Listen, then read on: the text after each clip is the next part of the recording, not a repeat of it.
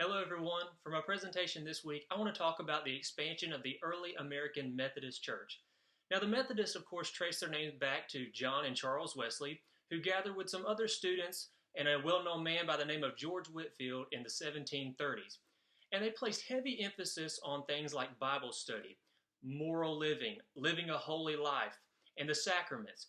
And so they were actually teased early on and given names like enthusiast, reformer, sacramentalist, until eventually the name Oxford Methodist was given in 1735, and that name stuck. Now, throughout the First Great Awakening in America, the Methodists were extremely influential in missionary and outreach work. A young bishop by the name of Francis Ashbury was heavily involved in this, and so they began to spread the gospel throughout early America during the First Great Awakening. Now, through the spread of this, it was actually in 1784 that the Methodist Episcopal Church was established in Baltimore, Maryland. And throughout the Second Great Awakening, the Methodist Church would again thrive due to their heavy emphasis on outreach and missionary work. They embraced revivalism. They were obviously very evangelical in their approach to sharing their faith, and so they embraced evangelicalism and revivalism, and so they began to go out and to recruit new believers. This was one of their passions, and they, along with the Baptists, really capitalized on this in the Second Great Awakening, while other congregations such as the Presbyterians and the Congregationalists would split over this issue, and the church would actually halter and splinter. But the Methodists and the Baptists would thrive in this way, and so they began to use a lot of revivalist tactics, like their tent revivals were a huge thing for the Methodist Church. Camp meetings were a huge thing for the Methodist Church.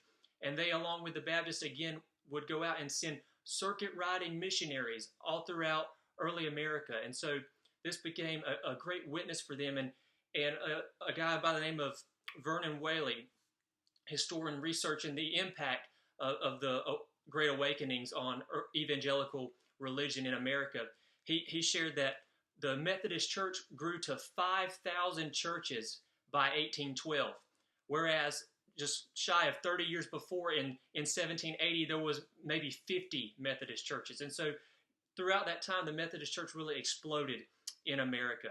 And so the Methodists would place heavy emphasis on missionary work, on Bible teaching.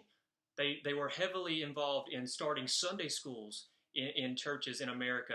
And they would again be involved later in American history with the abolitionist movement in the Civil War. And that's what would eventually break apart the Methodist Church, as they would side on different sides of that issue and form the Methodist Church that we know today.